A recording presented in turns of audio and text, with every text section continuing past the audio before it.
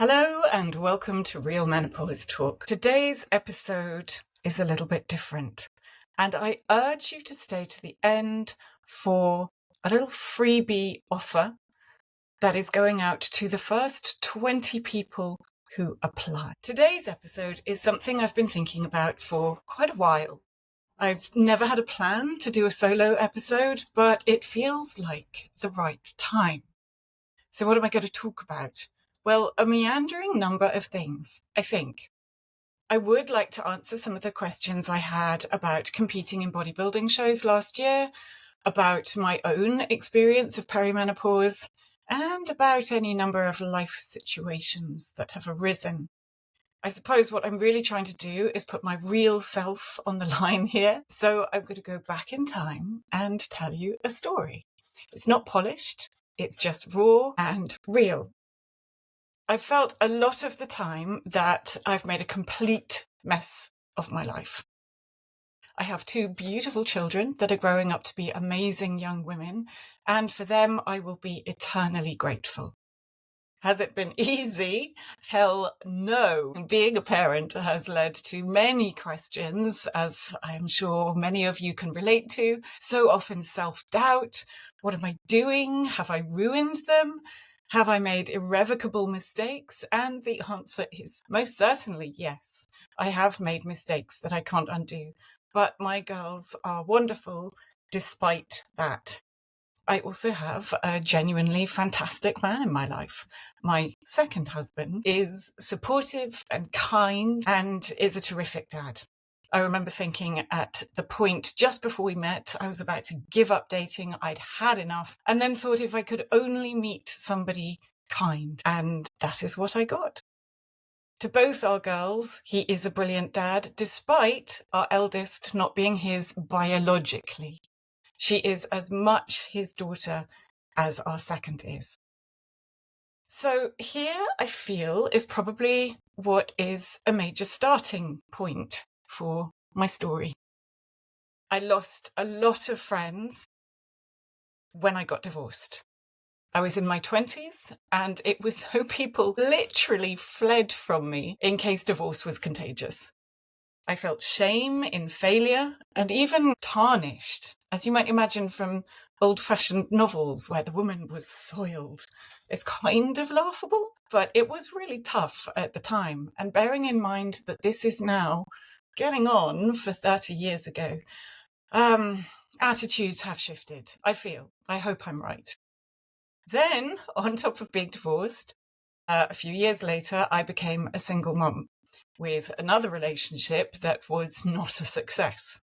And that was a whole new kettle of fish and a whole new level of fallen woman. Kid you not, some of the reactions I had were really quite full on, especially when at the time I was working in a largely male environment. So my adult identity was moving from being heavily based on my career towards my being a divorced single mum, which was often looked down upon. My one saving grace, in society's eyes, was that I had been handsomely paid in my job. I owned my own home and was therefore not reliant on anybody else, except between you and me, perhaps the mortgage broker. I continually remortgaged my home in order to make sure everything could run as financially smoothly as possible during my maternity leave. I'm sure many of you can relate to the fact that becoming a mother switches up your identity regardless of your marital, attached, or single status. And little did I know that this would be the first of many times that I would seek to find who I was, who I am. I'd been tied up with my work for years and loved it. I was a freelance producer in advertising, music videos, and film. It was wide and varied. I got to travel to places that I wouldn't ordinarily have visited. And on the whole, I had a blast. The hours were long. Night shoots would often start at 4 p.m. and finish well into the mid-morning. Demands were constant, even at the weekends, but I enjoyed every minute of it. Well, nearly. I loved the people and the pay was good. I was hugely fortunate as well that I had regular work. Then There was one Sunday, which I remember well. I was going around the supermarket with my daughter in the trolley. She was very little. And we were chatting away, or I was chatting to her, and the phone rang. Mobiles were around, early, but around. Some part of the set for the shoot that I was working on at that point had gone missing in transit. And it was the first time that I couldn't give a fuck. I was with the most important person in my world and didn't want to stop to call whoever about something I didn't care about.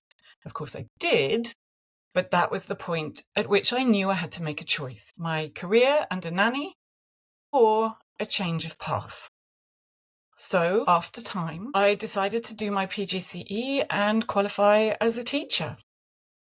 I won't take you through the long path of career switch-ups that then followed, or the reasons why, until about 10 years later, when I qualified to become a yoga instructor and was later asked to be on staff for other teacher trainings.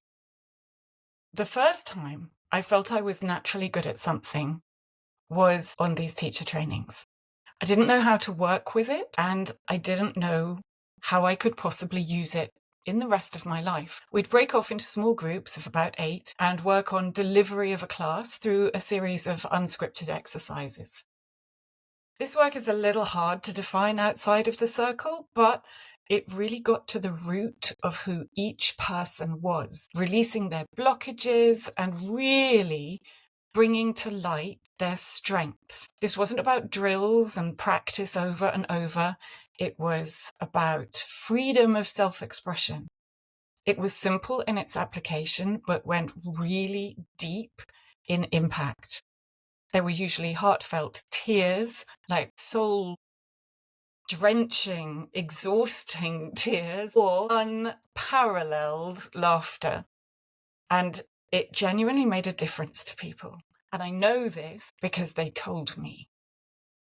And then the training would end and I would go back to my usual teaching until the next time. And then we fast forward. Last year, I went through something of an identity crisis. I feel like I've been through a few over the past 10 years. Perimenopause definitely had a big role to play.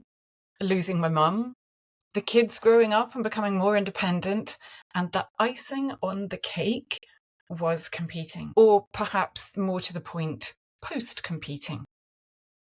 Stepping on stage in a tiny crystal bikini and sparkly stripper heels is not for everyone. And I didn't even know if it was for me. All I knew was that if you'd asked me to do it 5 years ago, I would have rather eaten my left foot. So I set myself the challenge. I kept it to myself to the point where only my husband, my children, and my coach and posing coach knew about it. I just didn't want anybody else's judgment on me, any of their energy on my hopes. I knew I would judge me harshly for wanting to do this, so why would anybody else be any kinder? And yes, this is a point that I will come back to in a bit. I met a lot of people at this time, and so purely from an aesthetic point of view, they knew me that way. Lean and possibly even a bit scrawny at times, and that was just the way I was for the majority of 2024. I started my prep in January and ended it in November. Post-show, it is normal and healthy to regain some body fat and fill out a bit.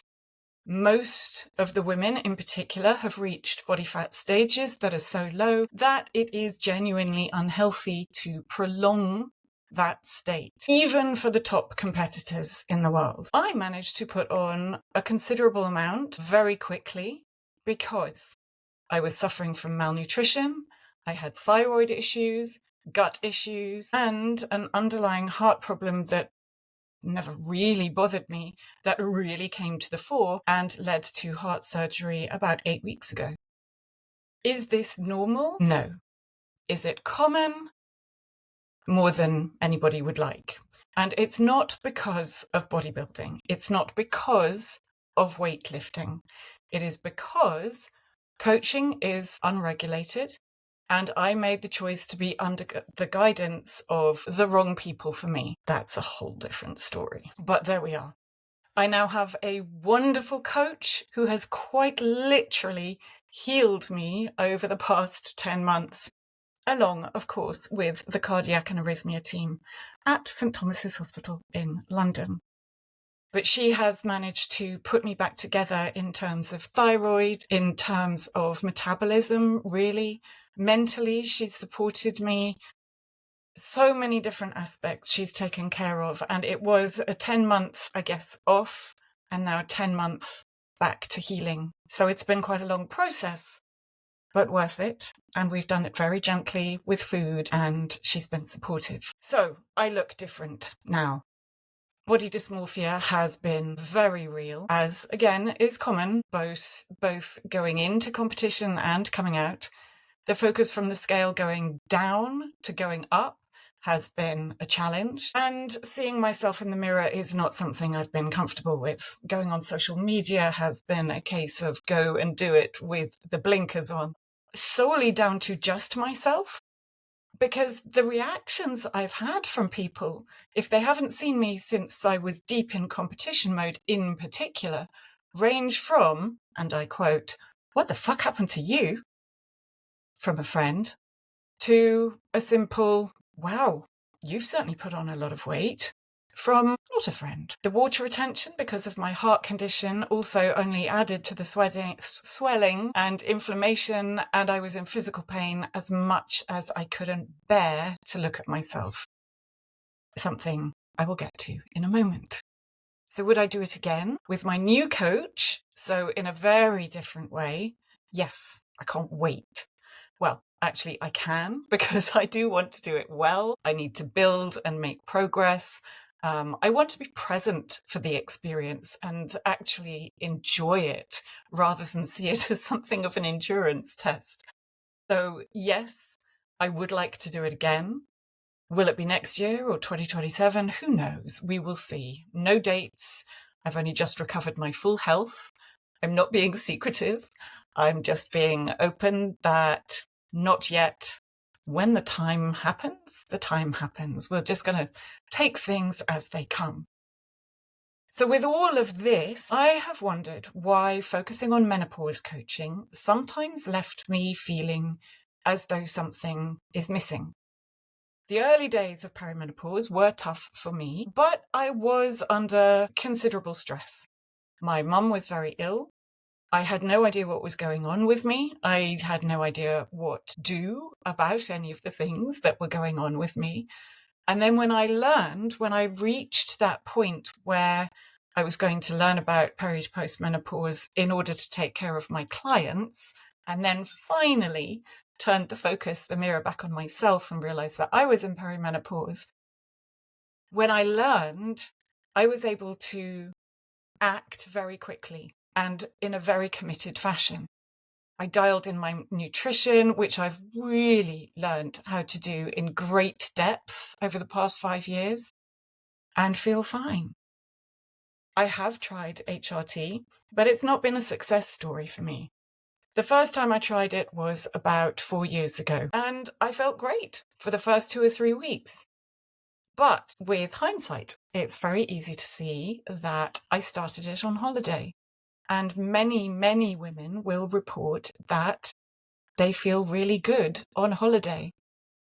There are now studies beginning to emerge that show that simply resting and going on holiday is the equivalent of another hormone reset, which makes perfect sense to me. But I digress. So, by week 5 of my first foray into HRT, I felt dreadful. The fatigue was intense. So this is only 3 weeks after being home from holiday. I puffed up like a balloon. Sleep went right out of the window, and I felt dreadful all round. Just generally very low mood, super anxiety, to the point, which I'll get to in a bit, where I didn't know how to manage myself around people. I persevered for 6 months and then went off it cold turkey. I know, not advisable, but I just couldn't stand it any longer.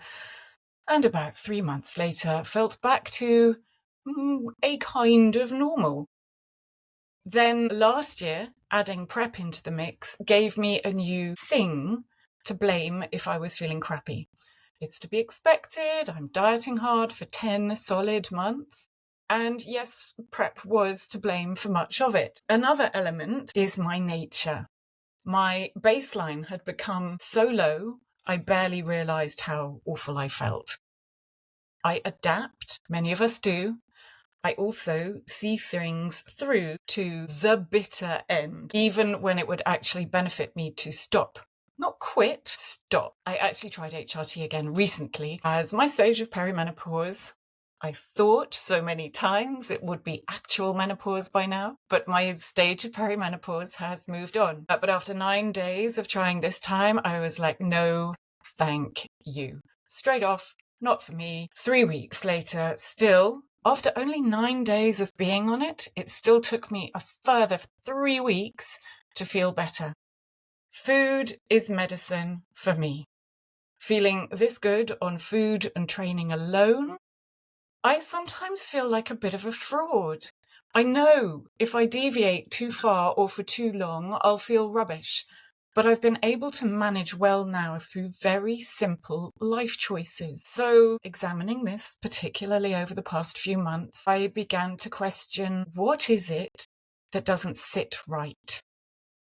So, trying to work out which direction to go in, how to make more of an impact, where to find my satisfaction and really deliver for my clients has been something that I've had become anxious about and determined to solve. I wanted to deliver something from the heart, not just another health and fitness program. No matter how much I put in, I still felt I was trying to fit into that box. And for me, there's been something missing. And then one day, I literally saw it right in front of me. I actually have it written into my left arm from my very own yoga teacher training. So if anybody is watching, that's going to be in reverse, isn't it? It says, see strength, be love, and shine. And for me, that means seeing the strength in other people. Be love is a very neutral way of just saying if I can embody being kind, caring about people, and just feel compassion and understanding, I guess, towards other people, then I can reflect that to them so they can see that in themselves. And shine is a reminder for us all that we all have something to offer. We all have, cliched though it sounds, a light to shine and a duty, therefore, to allow that and not to hide on it. So what I suddenly then realized is that I had to work on myself before I could work best for others. And no, I'm not naive enough to believe that I look at my arm and the work is done. And even then, no, I know the work is not done. It probably never will be. I will have a lot to do for the rest of my life, but that's what keeps it interesting. I have, however, made sufficient progress to feel that I am of value now. My business coach introduced me to human design. I can hand on heart say that this has made me feel seen and understood for the first time ever. Seen and understood by myself as much as anything else, which has allowed me to settle into myself. So I can look at myself in the mirror because I am not worried about that anymore. I don't feel the need to apologize for the way I am, and I don't feel ashamed for not being what I suppose many have told me I should have been. I should have had a linear, strong career path. I should have been married the first time I had my daughter. All those shoulds. I'm now at peace with all my messes because they've taught me lessons or they've led me to where I am today. I am me, and that's all okay. Messes aplenty, and messes included. So I'll give you some examples of how this shows up. Some of my traits or parts of my personality have often been, I've felt, held against me. So, prime sort of case in point, my squiggly career, my divorce, and what I used to consider a long series of fuck-ups is no longer anything that I have to make excuses for. People have looked down on me because of my non-linear career, which used to mean that I'm really not a very worthy human being. I must not try very hard. I'm probably not very intelligent. And it doesn't mean any of these things. It just means I have a wide variety of experiences. I pivot easily. I've learnt different lessons from everything I've done. Another thing I've been told is that I'm very hard to get to know. Nobody really knows who you are, I was accused at a party once. And this was true at a time in my life when I was not surrounding myself with people I felt safe with. I didn't trust what they would do with any personal, valuable information about me. And I carried this last year, being very secretive about what was a large part of my daily life, with the meal prep, posing practice, training, the mental focus, all of that was really deeply hidden to keep it safe. But when I feel comfortable, I am the most open book you will find. No question is off the table, no subject is taboo, this is just me tending to be a little discerning. So I choose my people with care, and I prefer deep connection. The small talk side is not really my thing. Another thing that certainly my mum also always used to tell me, well, you don't make life easy for yourself, do you? And this is true. I do like a challenge, but often I only felt validated when I was doing hard things. Otherwise, having an easy life or cruising through anything just made me feel that I was being lazy or missing out on something that made me look driven. I hope that makes sense. I am, however, great in an emergency. And now adding in softer periods of time is something I've learnt and embrace. Not everything has to be hard all the time. And in fact, now is a time for me very much of new beginnings.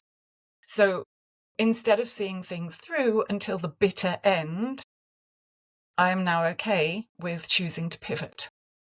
When I am in on something, I am all in. I am 100% committed. Where this goes wrong is I will not stop.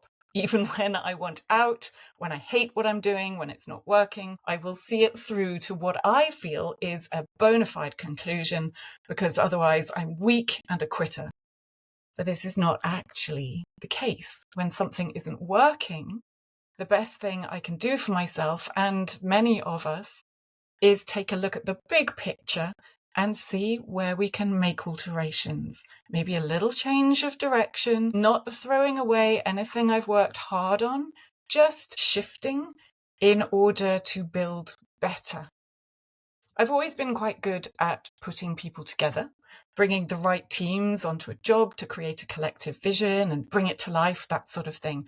And the human aspect is something I've always loved. Perimenopause fueled my doubts so heavily, and I could explain why the decline in estrogen has this effect on many of us, but I will hold that thought for now. But it laid on me so heavily that I retreated as far away as I could from people to a point of isolation. And anxiety and self-doubt are indeed part of my makeup. They can be useful. I just need to monitor how far I let them run.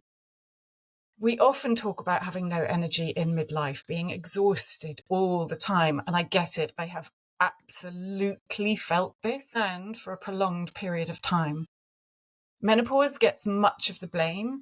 And of course, all the work I've done over the past 6 years with peri to post-menopausal women is not lost on me. And it remains part of what I can coach and what I do believe if the person in front of me wants it.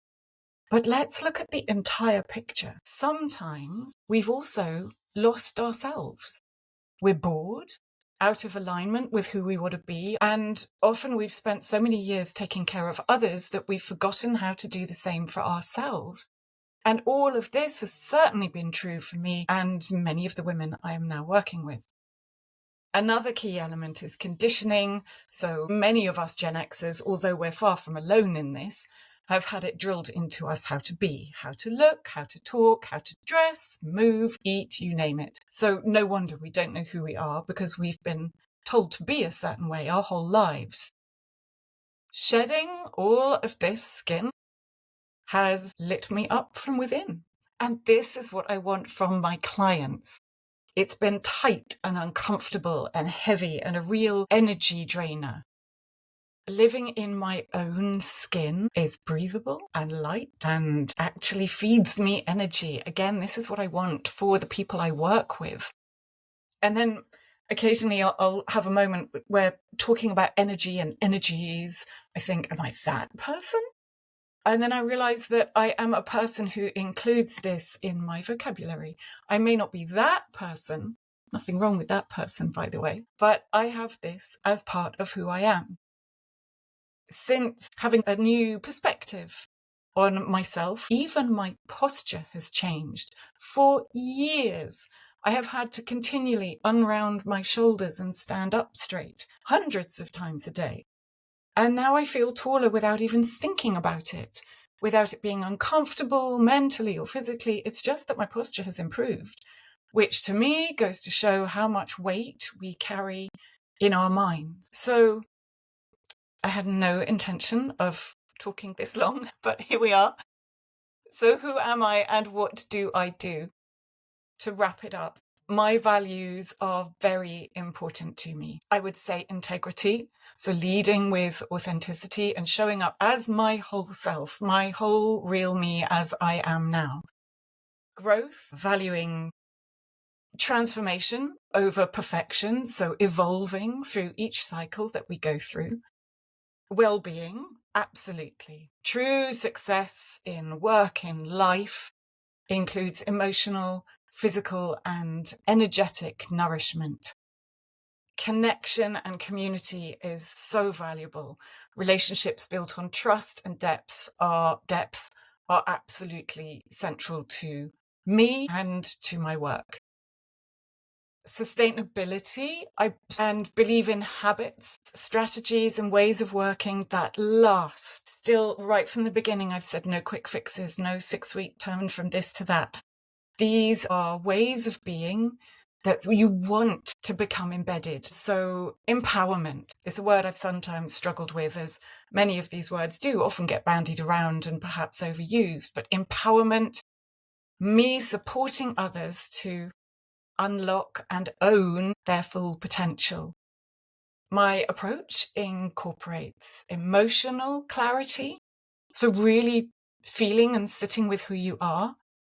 Energetic alignment, so feeling that you are doing something that agrees with you mentally, physically, emotionally, that lights you up, that is aligned with you and your values. And intentional nourishment. So yes, food, of course, but nourishment doesn't just come in the form of food.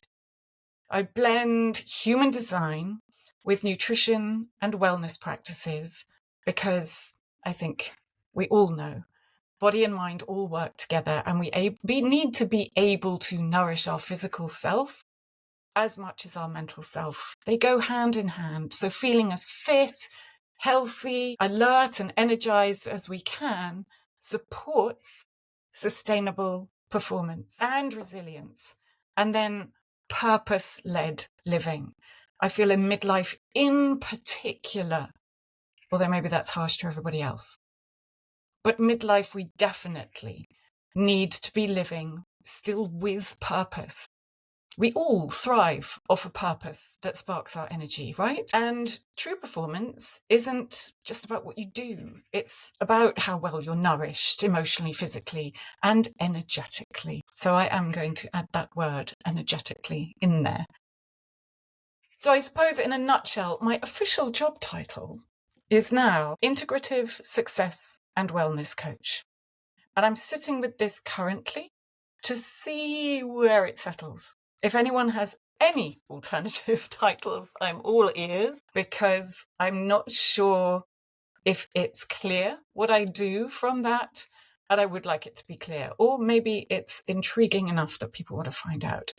So feedback, please. If you do have any other questions or any questions at all, please email me. I love receiving emails from people who are curious, people who have listened. Hatty, Hatty, at realmenopausetalk.com. The name remains the same for now, at least. It will do for a while because I still have some lovely episodes coming up, some great interviews. And you can DM me on Instagram at Real Menopause Talk. So thank you for your patience, for listening.